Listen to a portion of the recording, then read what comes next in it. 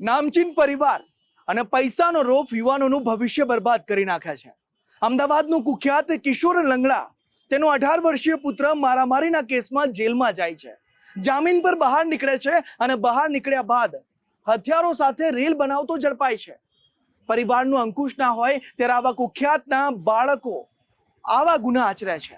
શું છે સમગ્ર વિગતો તે અમે બતાવીશું ધ ક્રાઇમ સ્ટોરીના આ ખાસ અહેવાલમાં।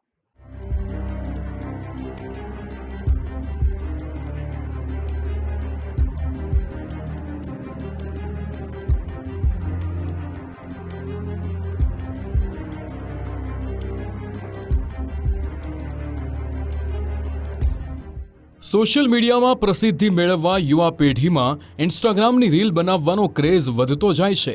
આ રીલ્સ બનાવવાની ઘેલછા ક્યારે યુવાનોને ગુનાખોરીની દુનિયામાં ધકેલી નાખે તેની જાણ પણ નથી હોતી। રાજકોટમાંથી આવો જ એક ચોંકાવનારો કિસ્સો સામે આવ્યો છે। બે યુવકો એક સગીર રાજકોટના જાણીતા ન્યારી ડેમ રોડ પર સરલા કામદાર રોટરી પાર્ક નજીક રિવોલ્વર હાથમાં રાખીને રીલ બનાવતા હતા। રાજકોટ સ્પેશિયલ ઓપરેશન ગ્રુપના જવાનો પેટ્રોલિંગ દરમિયાન ત્રણેયને જોઈ ગયા। આ બંને યુવક અને સગીર પાસેથી ₹1.25 લાખની રિવોલ્વર તેમજ એક કારતૂસ મળી આવી। આ ત્રણેયને રાજકોટ એસઓજી જવાનોએ પોલીસ સ્ટેશનમાં લાવીને આર્મ્સ એક્ટ હેઠળ ગુનો દાખલ કર્યો। એક હથિયાર તેમજ વૈભવી જીટી મસ્ટેંગ કાર મળીને ₹83.65 લાખનો મુદ્દામાલ જપ્ત કરવામાં આવ્યો। રાજકોટ પોલીસે ઝડપેલો આદિત્ય રાઠોડ અમદાવાદના નામચીન બુટલેગર કિશોર લંગડાનો પૌત્ર હોવાનું તપાસમાં સામે આવ્યું। આદિત્ય રાઠોડ વિરુદ્ધ અમદાવાદના વિવિધ પોલીસ સ્ટેશનમાં 3 અને ગાંધીનગરમાં એક મળીને 4 ગુના નોંધાયેલા છે। જ્યારે આદિત્યની સાથે રહેલો બીજો યુવક ગાંધીનગરનો 20 વર્ષીય ધ્રુમિલ ઠાકોર છે।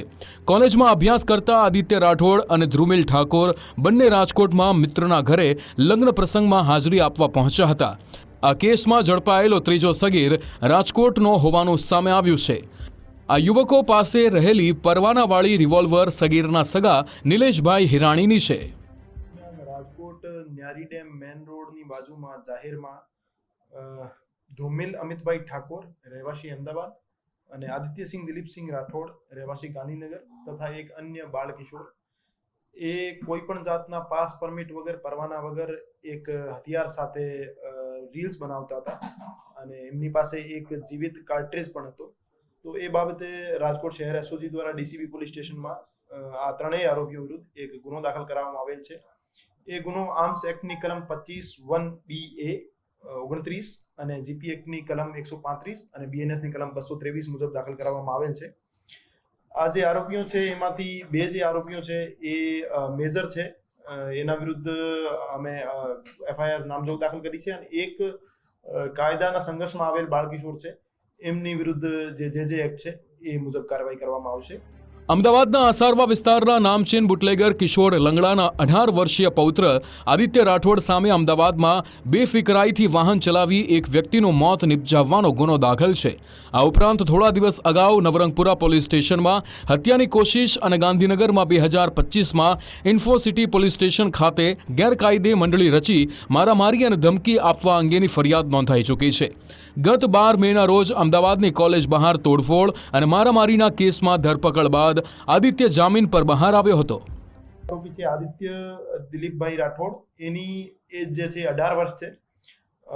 એ ધોરણ 12માં ભણે છે અને 3-4 વખતથી ધોરણ 12માં જ છે ફેલ થવાના કારણે। એના વિરુદ્ધ 4 ગુના દાખલ થયેલા છે ઓનલાઈન ડેટાબેઝ પ્રમાણે, જેમાં એક ફેટલનો, એક કલ્પેબલ હોમિસાઇડ નોટ અમાઉન્ટિંગ ટુ મર્ડરનો, એક અટેમ્પ્ટ ટુ મર્ડરનો અને એક મારામારી વિથ રાયોટિંગનો ગુનો દાખલ થયેલો છે।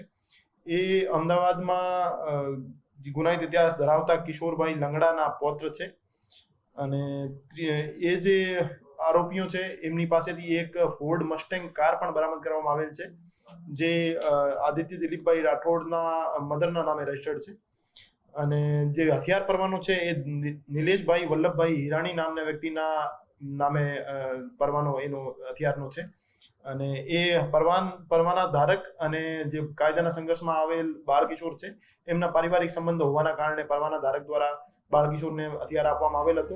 રાજકોટ પોલીસની પ્રાથમિક તપાસમાં સગીરના સંબંધી નિલેશ હિરાણીએ હથિયાર આપ્યાનું સામે આવ્યું છે। રાજકોટ ક્રાઇમ બ્રાન્ચે હથિયારનો પરવાનો રદ કરાવવાની સાથે જ નિલેશ હિરાણીને ઝડપી પાડવા ચક્રો ગતિમાન કર્યા છે. વર્ષ 2023થી વારંવાર ગુનાહિત કૃત્ય આચરનારા કિશોર લંગડાના પૌત્ર આદિત્ય રાઠોડ વિરુદ્ધ પોલીસે આકરી કાર્યવાહી કરી છે. આમ છતાં તેને કાયદો વ્યવસ્થા કે પોલીસનો કોઈ જાણે ડર જ ન હોય તેમ બેફામ એક પછી એક ગુના આચરી રહ્યો છે. કેમેરામેન દેવજી રંગાડિયા સાથે ગૌતમ ભેડા, ગુજરાત ફર્સ્ટ, રાજકોટ.